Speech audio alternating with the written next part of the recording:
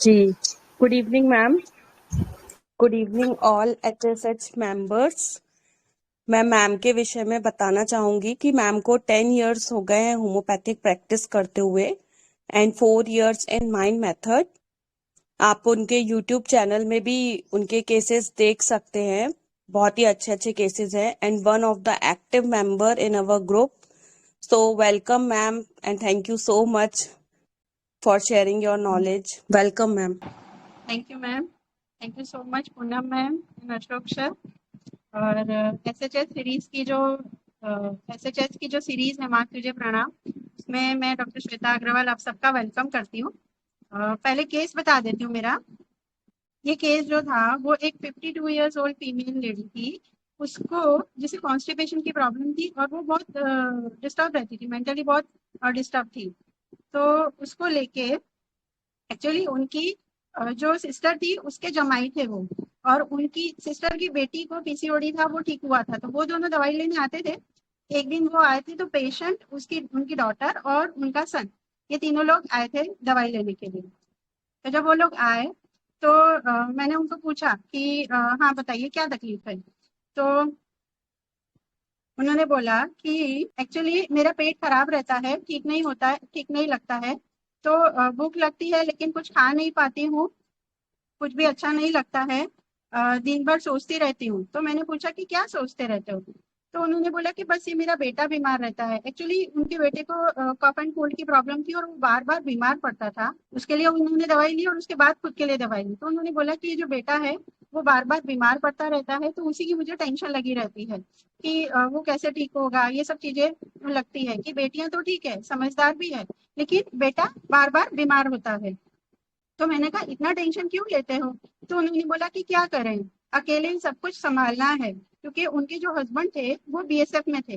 तो उनका क्या था ना, बीएसएफ में थे तो ऑब्वियसली वो 3 महीने घर पे आते थे, बाकी के 9 महीने जो थे उनको ड्यूटी पे मतलब घर से बाहर ही रहना होता था। तो बाकी का सारा टाइम इनको खुद से मैनेज करना होता था। तो फिर उनको लगा कि मुझे ही देखना पड़े, और क्या करे, वो भी तो ड्यूटी कर रहे हैं ना, तो वो तो ड्यूटी उनको करनी है। तो फिर मैंने कहा क्यों, और कोई नहीं है क्या आपके साथ। तो उन्होंने बोला कि हाँ वैसे जेठ जेठानी सब हैं, लेकिन फिर भी ऐसा लगता है कि दूसरों पर निर्भर है। तो क्या जिंदगी है ना, मतलब अगर उनको कहीं भी जाना है, उन्होंने ये बोला था कि लाइक कहीं भी जाना है, सपोज दवाई लेने जाना है, शॉपिंग के लिए जाना है, कोई सोशल गैदरिंग है, कुछ भी है, तो उनको अपने जेठ को बोलना पड़ता था। तो वो चीज उनको अच्छी नहीं लगती। तो उन्होंने बोला था क्या जिंदगी है, सब पे डिपेंड है।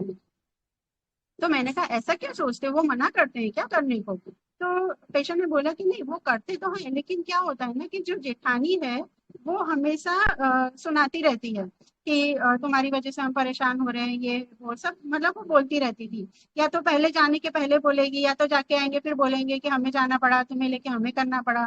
तो वो सुनाती रहती थी। और क्या था कि वो देरानी थी, छोटी थी, तो घर का काम भी ज्यादातर उसको ही करना पड़ता था, लेकिन ये पेशेंट उसको कुछ ज्यादा बोल नहीं पाती थी।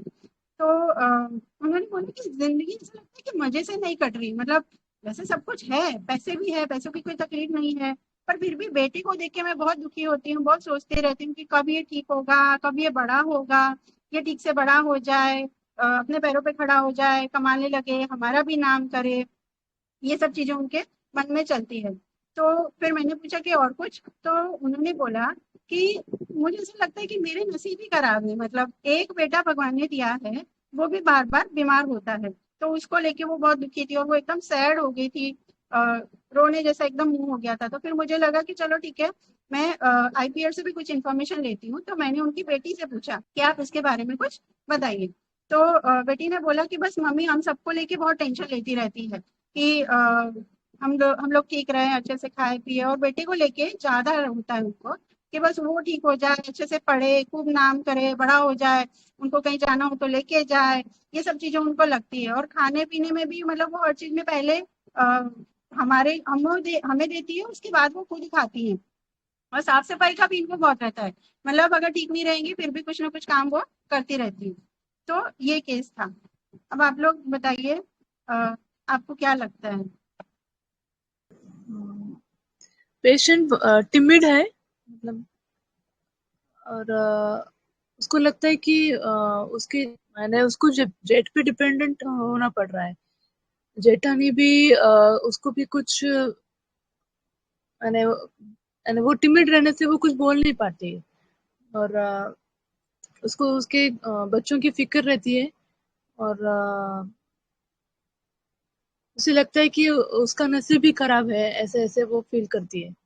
और थोड़ा सेपिया का फील आ रहा है मैम कि टिम उसका मतलब duty, too much sense of duty, ये एक मैंने रूब्रिक सोचा। और rest can not place things, और when things are not in proper place, ये एक रूब्रिक लिया। तो सेपिया का फील आ रहा है मैम। मैम मुझे ना ये जो केस में मार्क जो लगा ना, तो उसकी एंजाइटी अबाउट चिल्ड्रन लगा। Elements from care and worries loud on over. वो बच्चे को शादी सर्दी खांसी है, लेकिन बहुत चिंता करती है, वो कैसा होगा, मेरे बच्चे का कैसा होगा। और खुद के पहले वो बच्चों को प्रेफरेंस ज्यादा देती है। तो एंजाइटी चिल्ड्रन तो बहुत मार्क था। और उसका हस्बैंड तो बाहर ड्यूटी करते, मतलब बीएसएफ में है। वो अकेली फील करती है, खुद को डिपेंडेंट फील करती है, सब कुछ वो उसके जेठ जी को बोलना पड़ता है कि ये मेरे हमारे लिए ये कर दो। तो ये इसको लेके थोड़ा सैड फील होता है उसको। अकेली हूँ ऐसे लगता है, सपोर्ट नहीं है, किसका हेल्प होना चाहिए, ऐसा फील लगा मुझे। और दूसरी एक बात ये लगी। हाँ मैम, तो मुझे ऐसा लगा कि उसको सपोर्ट सपोर्ट चाहिए, ऐसे ही बोल रही है वो।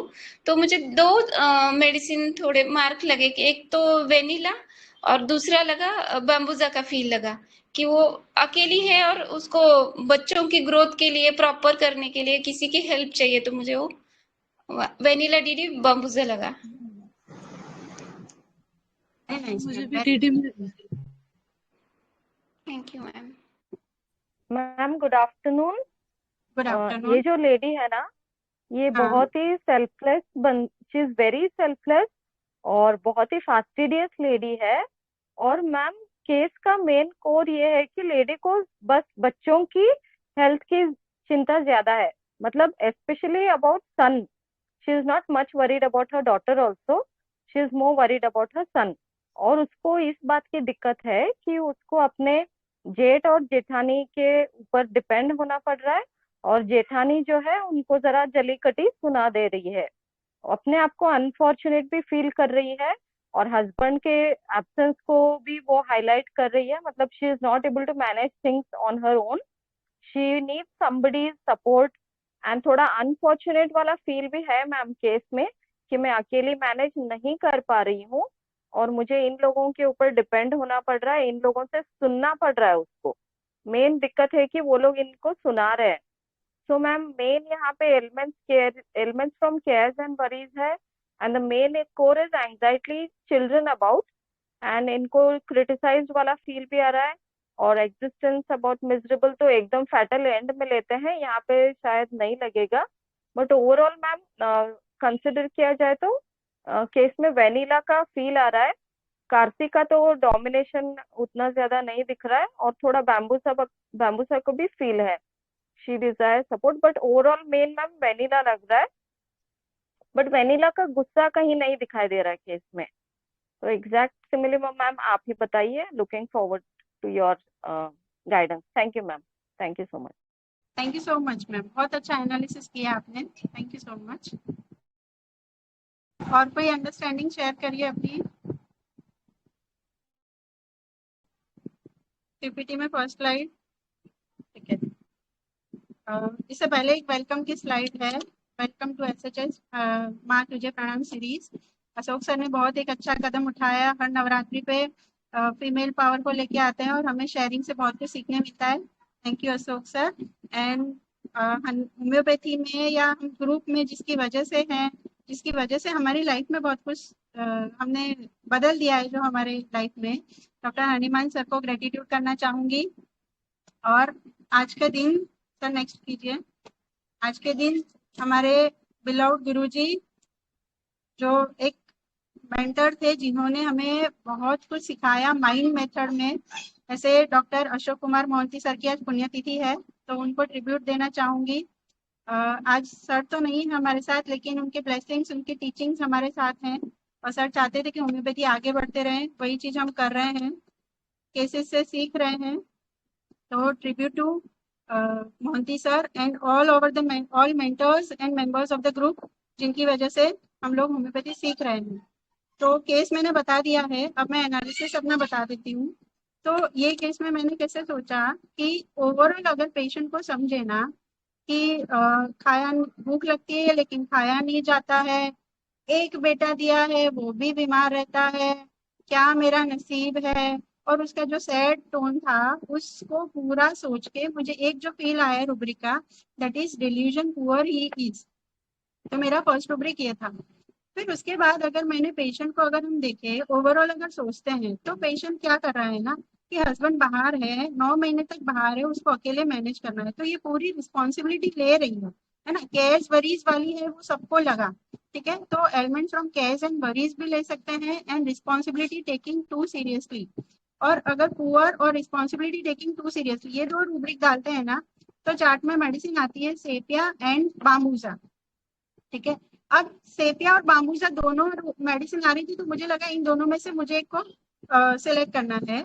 तो बेसिकली जैसे सबने पकड़ा कि ये लेडी है ना पूरी कर तो रही थी, पूरे परिवार का ध्यान रख रही थी, साथ में जॉइंट फैमिली रहती थी तो काम भी पूरा करती थी, लेकिन इसकी नीड क्या थी कि मुझे थोड़ा सा सपोर्ट मिल जाए, है ना। वो चाहती थी कि थोड़ा सा सपोर्ट, ये नहीं चाहती थी कि मैं कुछ कर नहीं पा रही हूँ या मुझसे नहीं हो रहा है या मैं काम नहीं कर सक रही, लेकिन उसको सिर्फ ये लगता था कि बेटा मेरा ठीक नहीं है, वो ठीक हो जाए, है ना, उसको लेके वो ज्यादा वरी में थी।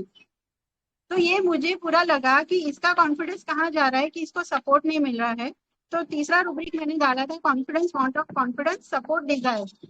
तो यहाँ पे मेरी मेडिसिन थी बाम्बूजा एंड लूसिया। सर आगे, हाँ आगे करिए सर। फिर अभी ये रूब्रिक, पहले मैं केस के रूब्रिक बता देती हूँ, स्लाइड में मैं मिस कर गई। तो ये केस में क्या था कि एक तो पुअर फीलिंग थी, पेशेंट पुअर फील कर रही थी, एक मिनट। तो पेशेंट पुअर फील कर रही थी, रिस्पॉन्सिबिलिटी पूरी ले रही थी। फिर इसको क्या लग रहा था कि मेरा बेटा ठीक नहीं है, वो ठीक हो जाए, वो कब बड़ा होगा, और वो बड़ा, उसको सब बच्चे की एंग्जाइटी नहीं थी। अगर सोचे ना तो इसकी 2 बेटियां और थी जो बड़ी थी, तो वो जिम्मेदार थी, तो उनके बारे में उसको एंग्जाइटी नहीं थी। लेकिन जो छोटा था उसको लगता था एक बेटा है वो भी बीमार है, तो बेटे की तरफ उसका ज्यादा था कि ये कब ठीक हो जाएगा, कब ये अच्छा हो जाएगा। तो रेट्रो में मैंने सोचा था ये क्या हो रही है, अपने बच्चे के लिए बहुत इम्पेशेंट हो रही है कि कब ये बड़ा हो जाएगा और मुझे कहीं जाना है तो ये मुझे लेके जाएगा, ठीक है। और ये केस मेरा पुराना दिल्ली का केस है, तो वो लोग टिपिकल हरियाणवी थे, तो हरियाणा में लोग थोड़े हेल्दी होते हैं। तो उसको लगता था मेरा बेटा कितना दुबला है, कुछ खाता नहीं है, कितना दुबला है, तो वो उसके पीछे ही पड़ी रहती थी कि बस उसको खिला दूं, कैसे भी उसको ठीक कर दूं, कैसे भी ये जल्दी बड़ा हो जाए, पढ़ लिख ले, नाम कमाए। तो यहाँ पे मैंने रेट्रो में सोचा था इम्पेशेंट चिल्ड्रन अबाउट, ठीक है। और फिर पेशेंट को क्या लग रहा था ना कि एक तो बेटा है वो बीमार रहता है, ठीक है, हस्बैंड बाहर रहते हैं, तो वो अपने आप को हेल्पलेस फील कर रही थी कि मैं हेल्पलेस, मैं कर क्या सकती हूँ ना, क्योंकि जेठानी भी बोलती है, उसका भी सुनना है, और बच्चे भी छोटे छोटे हैं, तो रहना तो इधर ही है। तो वो हेल्पलेस फील कर रही थी, अपने आप को अकेला महसूस कर रही थी, तो डिल्यूजन अलोन ले सकते हैं। फिर elements from cares and worries, ये सिंथेसिस में नहीं है लेकिन कंप्लीट में है बाम्बूजा। तो ये सारे रूब्रिक लेके मैंने उसको बाम्बूजा दिया था, बाम्बूजा 200 ही दिया था। और उसके बाद उसकी जो कॉन्स्टिपेशन की और जो बेसिकली जो सैडनेस थी ना, वो नेक्स्ट नेक्स्ट फॉलो में जब वो आई ना, तो उसने बोला अब मुझे बहुत रिलैक्स लग रहा है, इतना टेंशन नहीं रहता जितना बेटे के लिए पहले रहता था। और साथ साथ में बेटे का भी ट्रीटमेंट चल रहा था, तो उसमें भी धीरे धीरे इम्प्रूवमेंट आ गया, तो पेशेंट ठीक हो गया था। तो अब आपको किसी को कुछ पूछना है इसके बारे में तो पूछिए please.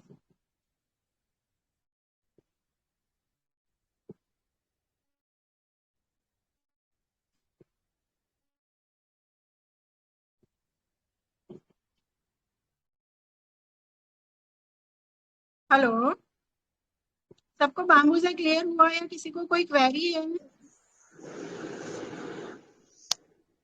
Ma'am, Yes, ma'am. Sir. Ma'am vanilla Actually, से डीडी कर दीजिए please, DD with vanilla. Vanilla से अगर डीडी करना है ना, तो मैम एक ही चीज मुझे जो लगी थी कि पेशेंट में ना poor feeling through out the थी, सब लोगों ने मोस्टली पकड़ा है।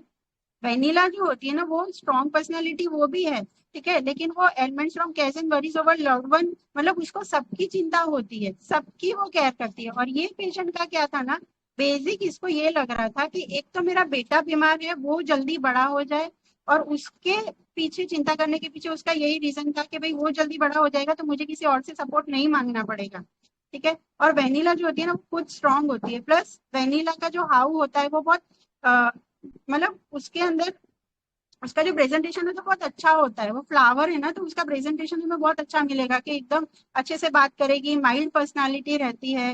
विपिंग वाली रूब्रिक है लेकिन सैड और इस तरह का टोन जो होता है ना, वहां से मैंने उसको डीडी किया था, तो वेनिला मेरे दिमाग में नहीं आई थी क्योंकि poor feeling through out the case में था। कौन और सी वेनिला स्लाइड पे जाना है वो बता।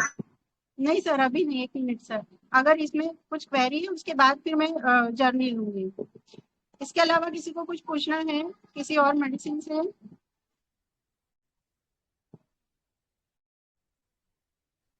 हम कॉकुलस से कैसे कंपेयर करेंगे? कॉक्यूलस है ना सर, केयर में ज्यादा होती है। कॉक्यूलस का कोर, अगर किसी भी मेडिसिन को अगर हमें पकड़ना है ना तो कोर देखना है। और ये पेशेंट का जो था ना वो बच्चे के लिए बहुत ज्यादा वो चिंता कर रही थी, तो एक ही बच्चे के लिए चिंता कर रही थी। कॉक्यूलस का कोर क्या रहता है, मैटरनल इंस्टिंक्ट एग्जागरेटेड रहता है, वो केयर करती है तो वो सबकी केयर करती है। वो इन जनरल उसका रहता है मैटरनल इंस्टिंक्ट एग्जागरेटेड, ऐसा नहीं कि वो सिर्फ अपने बच्चे की केयर करती है, उसके अंदर केयर सबके लिए होती है। वो नर्स है, वो बाहर के लोगों के लिए भी केयर करती है। तो यहाँ पे केयर फोकस नहीं था, कोर यही था कि उसको लग रहा था कि मैं कर रही हूँ लेकिन मुझे सपोर्ट मिस हो रहा है, कहीं ना कहीं उसको जेट से लेने में नहीं अच्छा लग रहा था, और वो चाह रही थी कि मेरा ही बेटा बड़ा हो जाए। तो कॉक्यूलस जो केयरिंग होता है, पुअर वाली फीलिंग कॉक्यूलस में भी नहीं है। तो ओवरऑल देख के मैंने उसको कॉक्यूलस से डीडी किया था सर।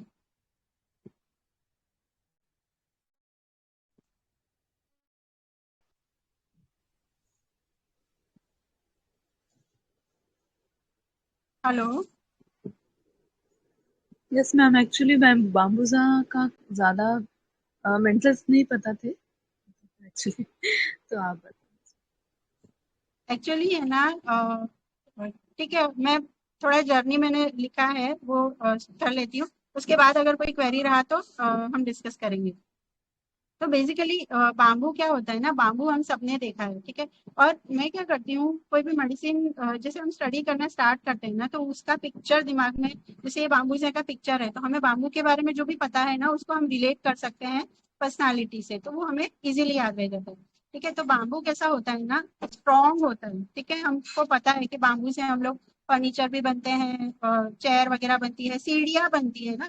वो सीढ़ी पे खड़ा होके, पेंटिंग वाली जो सीढ़ी होती है वो कितनी, उसके ऊपर आदमी खड़ा रहता है 4 घंटे फिर भी वो टूटती नहीं है, ठीक है। तो वो स्ट्रॉन्ग होता है, तो वैसे ही बाम्बूजा भी स्ट्रॉन्ग रहता है, ठीक है। फिर बाम्बू जो होता है ना वो हमेशा एक, आपको एक बाम्बू नहीं दिखेगा, ठीक है, वो एक पूरा झुंड होता है क्योंकि वो एक ग्रास फैमिली से ही होता है, बिलोंग करता है, ठीक है। तो वो हमेशा झुंड में होता है। और साथ में क्या होता है, जो बाम्बू की रूट्स होते हैं ना वो एक दूसरे से जुड़े होते हैं, कनेक्टेड होते हैं, ठीक है। तो ये पर्सनालिटी भी ऐसी होती है कि जो फैमिली के साथ रहना पसंद करती है। और हम ग्रुप वाइज अगर देखें ना तो ये पर्सनालिटी बाम्बूजा का कोर हमेशा फैमिली, मेरा परिवार, मेरे बच्चे, मेरी परिवार की हेल्थ, ये सब चीजों में ही रहता है, ठीक है। बाहर निकल के कोई एम्बिशन वाला पार्ट बाम्बूजा में हमें नहीं मिलता है, एम्बिशन इंक्रीज में बाम्बूजा नहीं है, ठीक है। और जो उसके रूट जुड़े हुए होते हैं वैसे ही बाम्बूजा भी स्ट्रॉन्ग पर्सनालिटी होता है, और वो चाहता है कि मेरा परिवार जुड़ा हुआ रहे, उनके लिए करने वाला स्ट्रॉन्ग रिस्पॉन्सिबिलिटी वाला बंदा होता है, ठीक है। फिर उसके जो रूट जुड़े हुए थे वहां से हमारे पास एक रूब्रिक है, रूटेड पीपल, है ना। तो बाम्बूजा क्या होता है, अपने नेटिव से, लाइक अपने देश, अपना गांव, अपनी जगह, अपनी परंपरा, ये सब चीजों से वो जुड़ा हुआ रहना चाहता है। दिलीप सर का एक केस था रूटेड पीपल पे, उन्होंने एक वर्जन दिया था संडे वर्जन में, है ना। तो वो बाम्बूजा क्या होता है, घर परिवार ये सब चीजों से जुड़ा हुआ रहता है। तो ये अगर हम बाम्बू को याद रखें तो ये इतनी पर्सनालिटी की इतनी चीजें हमें याद रह जाएगी, ठीक है। फिर आगे चलते हैं सर, आगे की स्लाइड करिए। फिर बाम्बूजा क्या रहता है ना, डिक्टेटोरियल होता है, ठीक है। स्ट्रॉन्ग पर्सनालिटी है तो ऑब्वियसली वो परिवार की देखरेख करने वाला, तो वो डिक्टेटोरियल रहेगा, डॉगमेटिक होता है, फास्टिडियस होता है। जैसे ये पेशेंट में भी फास्टिडियसनेस था कि उसको अगर ठीक नहीं है फिर भी काम ठीक से करना ही है, क्योंकि उसमें एक और रूब्रिक है, fastidious wants to perform in a perfect way. तो बाम्बूजा को ए, इसमें सिंगल मेडिसिन है बाम्बूजा, तो इसको क्या होता है ना, अपने हिसाब से काम करना होता है। तो ये पेशेंट में भी जो है बीमारी जो आई है, मे भी उसकी काम करने के तरीके ऐसे होते हैं कि मेरे हिसाब से करो, ऐसे ही करो, ठीक है।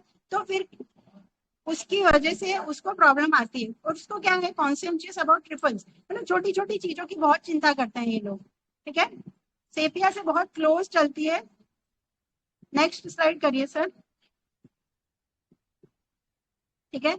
और ये स्ट्रॉन्ग पर्सनालिटी है, तो क्या होता है, एक रिस्पॉन्सिबिलिटी टेकिंग टू सीरियसली में रहता है हमेशा, कि परिवार की जिम्मेदारी वो खुद से उठाता है। जैसे ये पेशेंट है, कई बार हम देखते हैं कि अगर मेल घर में नहीं है तो दूसरे जो बड़े भाई होते हैं वही संभालते हैं, लेकिन अपने बच्चों का देखना करना ये खुद संभाल रही थी, ठीक है। केयर्स वरीज फुल ऑफ में है, cares worries full of aggravation elements from, ये कंप्लीट का रूब्रिक है, मतलब केयर्स वरीज इतनी करती है जिसकी वजह से वो बीमार हो सकती है।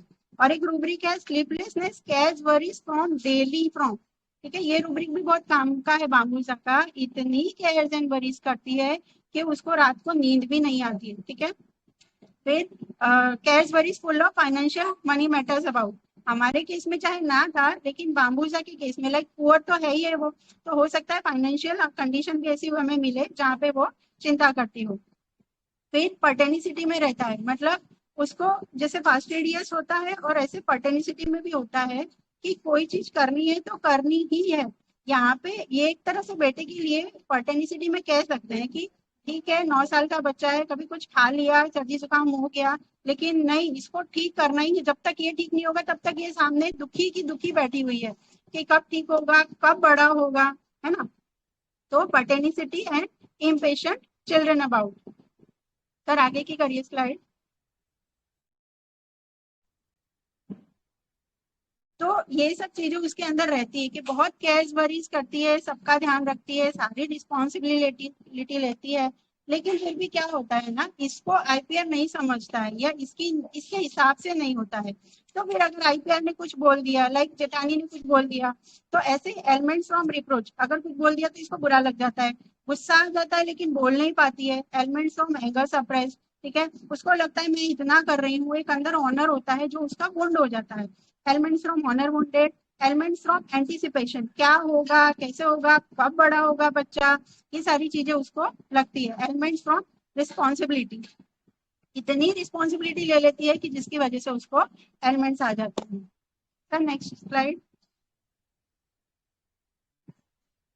फिर क्या होता है कि जैसे सेपिया जो रहती है ना, सेपिया और बाम्बूजा को हम यहाँ पे अलग करना हो ना तो कैसे करेंगे, दोनों पुअर में है, फियर पॉवर्टी में है, रिस्पॉन्सिबिलिटी में है, दोनों परिवार के लिए करने वाले हैं।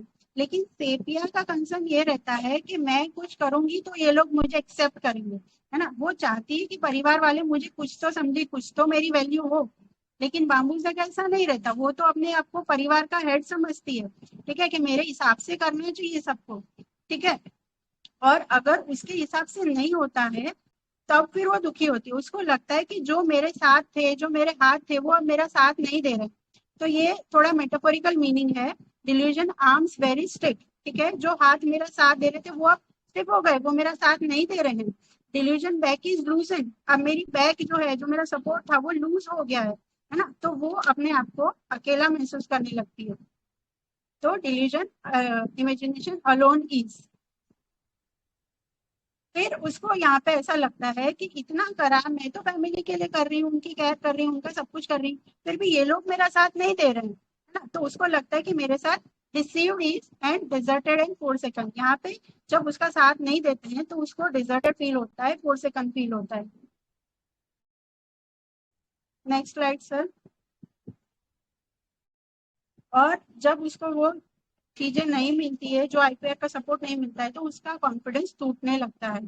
Confidence, want of self confidence confidence want of self failure is, उसको लगता है जैसे ये पेशेंट में ये चीज होने लगी थी कि अब उसका कॉन्फिडेंस टूटने लगा था कि ये बच्चा ठीक नहीं हो रहा है, मैं कैसे मैनेज कर पाऊंगी। वो कॉन्फिडेंस टूटता है तो उसको अपने आप को फेलियर फील करती है, अपने आप को सेल्फ इनएडिक्वेट फील्स। यहाँ पे भी हम कह सकते हैं ये पेशेंट में इनएडिक्वेट फील था कि दो बेटियां हैं, दोनों बहुत समझदार हैं, दोनों उसको सपोर्ट कर रही हैं, लेकिन फिर भी उसको इनएडिक्वेट लग रहा है कि एक बेटा है वो भी बीमार है, उसकी नजर उसी पे है कि मेरा बेटा कब ठीक होगा, है ना। तो इनएडिक्वेट feels and confidence want of support desires, उसको लगता है कि कहीं से मुझे कुछ सपोर्ट मिल जाए। और जब उसको वो सपोर्ट नहीं मिलता है ना तो फिर वो धीरे धीरे क्या करती है ना, अकेले जाना शुरू कर देती है, उसको किसी के साथ अच्छा नहीं लगता है। तो disturb ables to be, quite wants to be rest and tranquility desire, मतलब मेरे पास में था, मुझे शांति से बैठने दो, मुझे शांति चाहिए। Company aversion to solitude desire for and company aversion to with quarrelsomeness। ये पिक्चर पूरा हमें सेपिया जैसा लग सकता है कि ये दोनों सेपिया जैसा ही है। हमारे पेशेंट में भी ये नहीं था, लेकिन ये दोनों बहुत कॉमन है, डिस्टर्ब वाला, क्वाइट वांट्स टू बी, ये सब चीजें सेपिया जैसे कि भाई मुझे नहीं चाहिए, अगर तुम्हें नहीं करना है मेरे हिसाब से। तो सेपिया का क्या होता है कि तुम मेरी तरफ ध्यान नहीं दे रहे हो, मुझे एक्सेप्ट नहीं कर रहे हो, इसलिए वो इंडिफरेंस में जाती है, अलग चली जाती है। और बाम्बूजा का क्या है, तुम मेरे हिसाब से नहीं कर रहे हो तो अब मेरे साथ बात मत करो। Next slide sir. और ये फिर उसके अंदर ये इतनी रिस्पॉन्सिबिलिटी लेती है, सब चीजें कर रही है, लेकिन फिर भी उसको वो चीजें मैनेज नहीं होती, क्योंकि अगर आईपीएल सपोर्ट नहीं करेगा या आईपीएल उसके हिसाब से नहीं करेगा तो वो स्ट्रेस उसको होने लगता है। इसकी वजह से बहुत सारे रूब्रिक है। Handle things anymore, can not overwhelm by stress, वो स्ट्रेस ले लेती है इतना सारा। Handle things anymore, can not overwhelm by stress, हाउसवाइफ्स स्पेशली फीमेल्स के लिए बहुत अच्छी मेडिसिन है। और जैसे बाम्बूजा का, बाम्बू का पिक्चर हम देखते हैं ना, बीच बीच में जॉइंट होते हैं, तो वैसे बोन्स और जॉइंट्स के लिए बहुत अच्छी मेडिसिन है हाउसवाइफ्स के लिए, ठीक है। तो handle things anymore, can not overwhelm by stress, housewife and overwhelm by woman in, मतलब औरतों के लिए ज्यादा स्पेसिफिक ये दिया जाता है। फिर handle things anymore, can not force himself to do something to, मतलब उसको लगता है स्ट्रेस है और वो उससे कुछ करवा रहा है, उससे हो नहीं पा रहा है, तो वो क्या चाहती है कि हर चीज के लिए responsible for everything, doesn't want to be, उसको हर चीज के लिए मैं ही जिम्मेदार हूँ, क्या मैं ही हर चीज करूँ, हर चीज मैं ही नहीं करूंगी, तो वो स्ट्रेस उसके अंदर आने लगता है। And handle things any more, can not overwhelm by and wants to throw off the weight, ठीक है। जो इंसान शुरू में रिस्पॉन्सिबिलिटी ले रहा था, सबकी केयर कर रहा था, उसको लगता है कि अब ये बोझ मुझसे नहीं सहन हो रहा, तो वो चाहती है कि ये मैं छोड़ दूं, अब मुझसे नहीं हो रहा। Next slide sir. Sir next कीजिए। फिर लास्ट में जब उसे हो नहीं पा रहा है, परिवार भी सपोर्ट नहीं कर रहा है, वो स्ट्रेस में है, तो वो क्या सोचती है कि अब मुझे भी नहीं करना, ठीक है, तुम लोग भी मत करो, मैं भी नहीं करती हूँ। तो वो कहाँ, उसके अंदर क्या रूब्रिक्स हैं हमारे पास, business aversion to, laziness, house work, aversion to her use work, मतलब जो बिजनेस उसको अच्छा लगता था, जिसके लिए वो दौड़ती थी, वो अब नहीं करना है उसको, उसके अंदर लेजीनेस आ जाती है कि मुझे जो रेगुलर काम है वो भी नहीं करना है, ठीक है। पोस्टपोनिंग टू नेक्स्ट डे, अब मैं बाद में करूंगी। लेजीनेस फ्रॉम सैडनेस, क्योंकि वो सैड हो जाती है कि मेरा परिवार जिनके लिए मैंने इतना किया वो नहीं समझ रहा है मुझे, तो वो सैडनेस की वजह से वो लेजी भी हो जाती है, सैड हो जाती है और इंडिफरेंस में जाती है। इंडिफरेंस, एपैथी, एक्सर्शन ड्यूरिंग, अब उसे काम नहीं हो रहा है, ठीक है। इंडिफरेंस, मेंटल एक्सर्शन ड्यूरिंग, मतलब अब उसका जो माइंड था वो स्ट्रेस की वजह से काम नहीं कर पा रहा है। फिर indifference to joy, indifference to everything, मतलब उसको खुशी से या किसी चीज से कोई मतलब नहीं है ना। और एक रूब्रिक बहुत अच्छा कोर रूब्रिक है, weary means born tired as if, उसके अंदर एक ऐसी फीलिंग होती है कि थका हुआ, जिसे हम बोलते हैं ना थका हुआ बंदा, ऐसी फीलिंग उसके अंदर बाम्बूजा में आ जाती है। Next sir. और लास्ट में फिर उसको ये लगता है ना कि ये क्या लाइफ है मेरी, उसने बोला ना कि लाइफ मजे से नहीं कट रही है, तो change desire for life in, उसको लगता है कि कुछ नया हो जाए, कुछ चेंज हो जाए यहाँ पे, क्योंकि अभी जो कंडीशन है उसको लग रहा है कि मेरी क्या हालत है ना, तो pities herself, and weeping tearful mood, pain in, मतलब उसका एकदम दुखी दुखी मन हो जाता है कि ये क्या चल रहा है मेरे साथ, ये कैसी लाइफ हो रही है मेरी। नेक्स्ट। और उसको भी लास्ट जो सिचुएशन आती है कि जहाँ जैसे हमारे पेशेंट को कॉन्फिडेंस, जब उसको सपोर्ट चाहिए था तब मिल गया थोड़ा मेडिसिन का सपोर्ट और वो ठीक हो गई, लेकिन अगर उसको सपोर्ट वहां पे भी नहीं मिलता तो वो सारे नेगेटिव थॉट्स उसके अंदर कंटिन्यू रहते हैं। फिर उसको लगता है कि डिलीजन रॉन्ग डन ही है, मैंने गलत किया, इन लोगों के लिए सब कुछ करके कोई मतलब नहीं था, मैंने गलत किया। इनसिग्निफिकेंट ही इज, है ना, इनसिग्निफिकेंट मतलब जैसे कि जिसकी कोई वैल्यू नहीं है। लाइक हम लोग बिल होता है मॉल में तो वो लोग लिखते 2140.12, तो 12 जो है ना दैट इज इनसिग्निफिकेंट, उसकी कोई वैल्यू ही नहीं है, तो उसको वो फील आती है कि मेरी कोई वैल्यू ही नहीं है। डिलीजन एवरीथिंग विल फेल, कि अब मैं कुछ नहीं कर पाऊंगी। डिलीजन फील्स अ फेलियर, वो खुद को फेलियर फील महसूस करती है। और ऐसी फिर delusion he has ruined his health, कि मैंने खुद ने मेरी तबीयत खराब कर ली है, मेरी जो हेल्थ है मैंने इन लोगों के पीछे खराब कर ली। डिसकंटेंटेड विथ वन सेल्फ, मतलब वो खुद से नाखुश होती है। एंड डिसकंटेंटेड विथ एवरीथिंग, मतलब खुद से भी नाखुश है और बाकी की बाहर की चीजों से भी वो नाखुश रहती है, मतलब कोई मतलब नहीं लगता है उसको। Everything is controlled by destiny, उसको लगता है कि सब कुछ जो भी नसीब में लिखा था वो तो भुगतना ही है, अब मेरी हेल्थ खराब हो गई, अब तो कुछ ठीक नहीं होने वाला, सब कुछ फेल होगा। तो ये लास्ट स्टेज में बाम्बूजा का स्टेज आता है। So this is small journey about बाम्बूजा।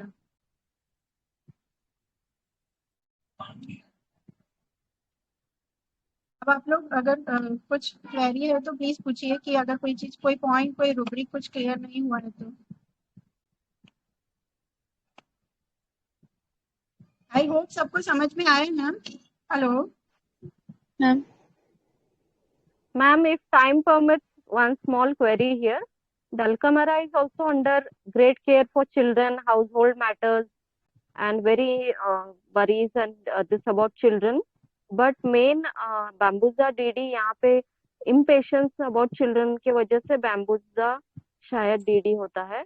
तो dulcamara is also very angry remedy ma'am. तो अगर हम लोग impatience चिल्ड्रन अबाउट लेंगे तो हम शायद बैम्बूजा पे आएंगे, ऐसा है ना मैम?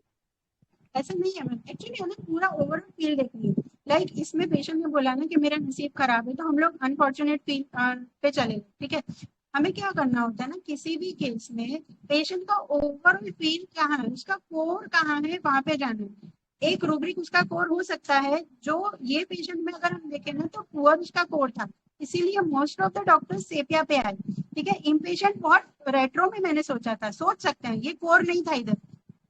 और अगर डलका मारा से डीडी करना है हमें, तो डलका मारा ना इतनी स्ट्रॉन्ग पर्सनालिटी रहती है, वो इतनी केयरफुल रहती है ना, उसको किसी के सपोर्ट की जरूरत ही नहीं है।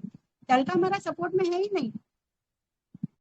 मतलब अगर डलका मारा को हम देखें ना, बहुत स्ट्रॉन्ग पर्सनालिटी होती है, हमें ओवरऑल देखना है, पुअर में नहीं है।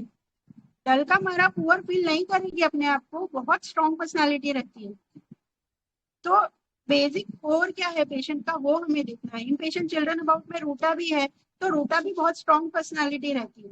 और बाम्बूसा का क्या है ना, उसको अगर सपोर्ट नहीं मिला ना तो वो पुअर में चली जाती है, 4 सेकंड में, हेल्पलेस फीलिंग में, वो सब में नेगेटिव में चली जाती है, क्योंकि उसको करना है सब कुछ, ठीक है, केयर करती है, पर साथ में उसको कोई सपोर्ट चाहिए। आप बाम्बू को याद रखो, बाम्बू बहुत स्ट्रांग होता है, बहुत वेट कैरी कर सकता है, लेकिन अगर उसको रस्सी से बांधा नहीं गया तो वो नहीं कर पाएगा। उसको जोड़ने के लिए कोई एक रस्सी का सपोर्ट चाहिए, वो चीज हमें याद रखनी है। अंदर से होलो होता है बाम्बू जो होता है ना, वो अंदर से होलो होता है, तो इसी वजह से उसको हमें सपोर्ट देना पड़ता है। तो ये पेशेंट में भी क्या था कि वो कर रही थी, लेकिन उसको कहीं ना कहीं उसको कमी लग रही थी, पुअर फीलिंग थी, या इनएडिक्वेट फील थी, या मेंटल इनसिक्योरिटी थी कि मेरा बेटा ठीक नहीं है, अगर ये बड़ा हो, ये कब बड़ा होगा, ये कब मेरे लिए करने लायक हो जाएगा, है ना। डलका मारा की एक्सपेक्टेशन नहीं रहती अपने बच्चों से, डलका मारा इतना स्ट्रांग है कि वो अपने बच्चों को खुद से बड़ा कर सकता है। तो ऐसे रूब्रिक्स और फील दोनों चीज को मैच करके अगर हम मेडिसिन देंगे ना मैम, तो हमारी मेडिसिन कभी गलत नहीं होगी। Hello ma'am. Thank you, thank you. Hello ma'am. Bambusa और कैलीफॉस ना बहुत सिमिलर लगता है। काली फौज भी लगता है सर, और इवन काली काप भी इम्पेशेंट चिल्ड्रन अबाउट में है और करने वाला है, तो काली काप, काली फौज ये सब लग सकता है। लेकिन बेसिक जो है ना, काली फैमिली के लिए बहुत करने वाला है। तो काली फौज जो होता है, फौज जो है ना वो प्रोस्ट्रेशन में है, कर करके थक गया। वो वोन आउट बिजनेसमैन में, तो वो कर करके थक गए। यहाँ पे ऐसा कर करके थक गई कि मैंने इतना किया, मैं थक गई, क्योंकि वो करता है और फिर थकता है, वो काली फौज होता है। और काली काब जो है वो भी पास में आता है। मतलब वो भी डिक्टेटोरियल डॉगमेटिक उस तरह से रहता है, बच्चों की केयर करता है, इम्पेशेंट होता है। लेकिन काली काब उसकी इस तरह से उसके वो नहीं होता, उसका कोर होता है मेरी फैमिली ठीक रहनी चाहिए, रूल्स रेगुलेशन ऐसे ही होना चाहिए। तो काली ग्रुप जो है वो अलग है, काब में इनसिक्योरिटी होती है, ऐसी कोई इनसिक्योरिटी उसके अंदर नहीं थी, उसको बस बच्चा मेरा जल्दी बड़ा हो जाए, जल्दी ठीक हो जाए। तो इस तरह से दोनों पास में हैं लेकिन अलग हैं सर। बट यस, काली काब भी पास में आता है।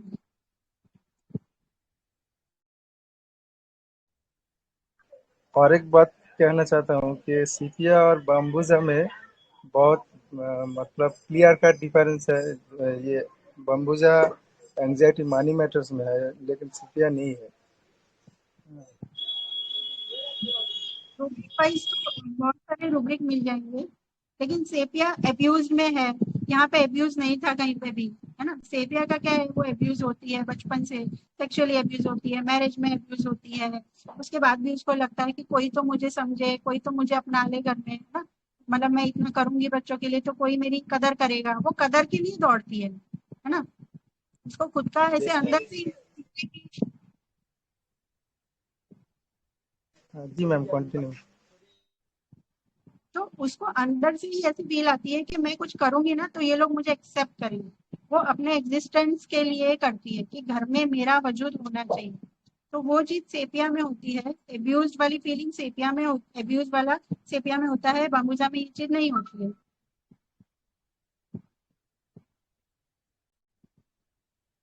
वैनिला भी बहुत पास आती ना मैम इसके। Sorry sir. वैनिला वैनिला भी बहुत पास आती बोला। वैनिला। वेनिला भी बहुत पास में आती है। सेपिया, डल्का, वेनिला, बाम्बूजा, रूटा, ये 5-6 जो है ना वो हमेशा फीमेल रेमेडी में कंफ्यूज करती हैं।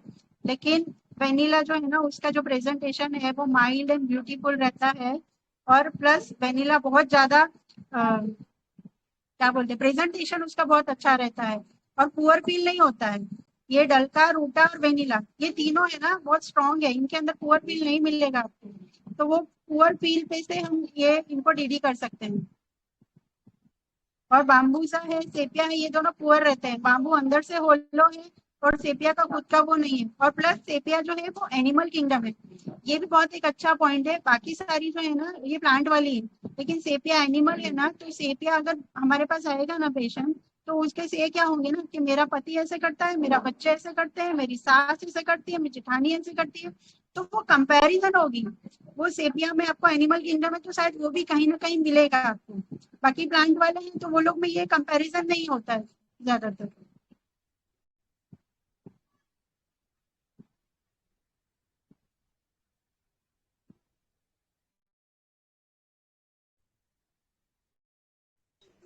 सच कहे तो ये केस में ना मैम अनफॉर्चुनेट फील लेके सब फंस गया। लेकिन ये बहुत सटल था, वो जो सपोर्ट डिजायर ना, तो बहुत सटल था इसमें, तो यस सब लोग यहीं पे फंस गया। होता भी है ना सर, कितनी बार जब पेशेंट हमारे पास आता है ना, अगर हम लिख के केस दिखते हैं तो हमें पता है कि हमने हर चीज है इसकी ये इसका ये रूब्रिक है। लेकिन जब पेशेंट हमारे पास आता है तो वो इतना बोलता है, हम लोग 10-15 मिनट बात करते हैं तो पेशेंट काफी कुछ बोल जाता है। तो हमें उसमें से कोर पकड़ना है, इसीलिए केस में कुछ चीजें ऐसे मैं लिखती हूँ ताकि हम फिर उस पर, अगर हम पूरा केस को देखेंगे ना तो हम पकड़ लेंगे। लेकिन अगर एक एक लाइन के अगर वर्जन बनाते हैं ना तो फिर वो प्रिस्क्रिप्शन वो हो जाता है। और वही चीज प्रैक्टिकली हमारे साथ होती है कि पेशेंट सब कुछ बोलता है लेकिन उसका कोर कहाँ है वो हमें पकड़ना होता है।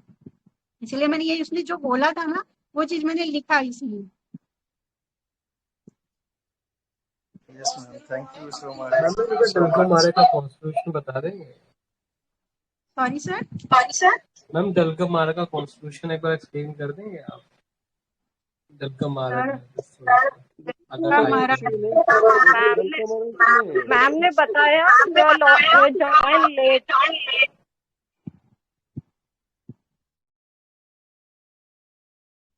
वेलकम डल का मारा जो है ना, डल का मारा देखो है इसमें 6 सब क्लास में है, बाम्बूजा 4th में है, मोनोकॉट है बाम्बूजा, डल का मारा है डाइकॉट, बहुत ज्यादा डिफरेंस है।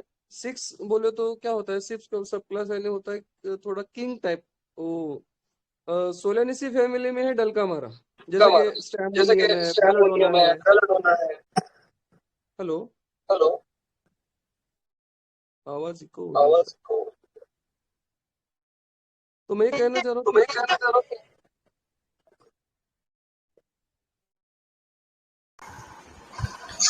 मैडम ने हमारे शादी कर दिया। सर आपका मोबाइल चालू होगा। 2 यूनिट चालू रहेगा।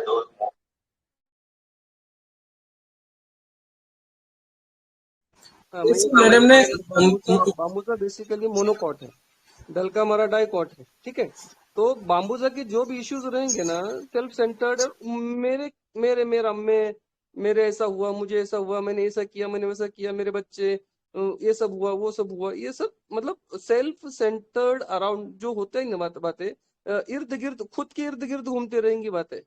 ये होगा बाम्बूजा के लिए। और डल का मारा क्या है, ये डाइकॉट्स में आता है। डाइकॉट्स में क्या होता है कि मी वर्सेस अदर्स, मतलब आपको बहुत ज्यादा डल का मारा में एनिमल जैसे थीम्स मिलेंगे कि इसने मुझे ऐसा किया, उसने मुझे वैसा किया, इसने परेशान किया, उसने परेशान किया, और बहुत ज्यादा इरिटेशन रहेगा।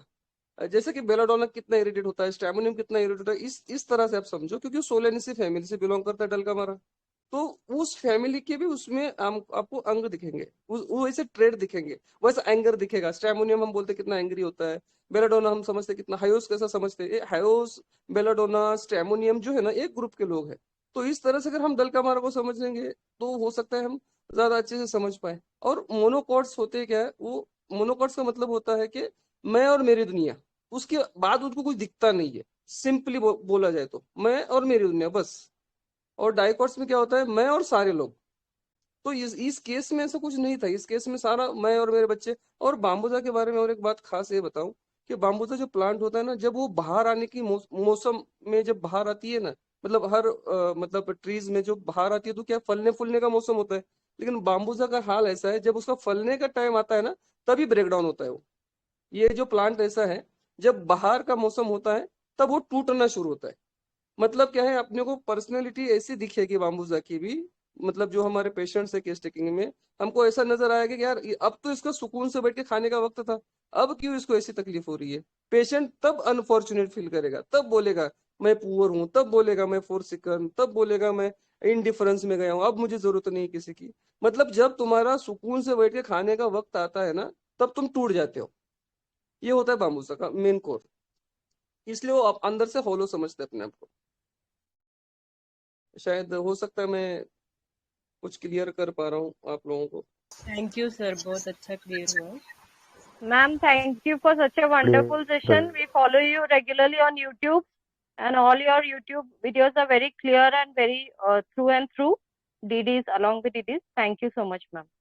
Thank you so much ma'am. आप सबका प्यार ही है जो मुझे थोड़ा इंस्पिरेशन देता है कि नहीं, करते रहना है। Thank you so much. Thank you Shweta दीदी, बहुत अच्छा रहा, बढ़िया रहा बम्बूसा, और पूरी जर्नी मिल गई। Thank you.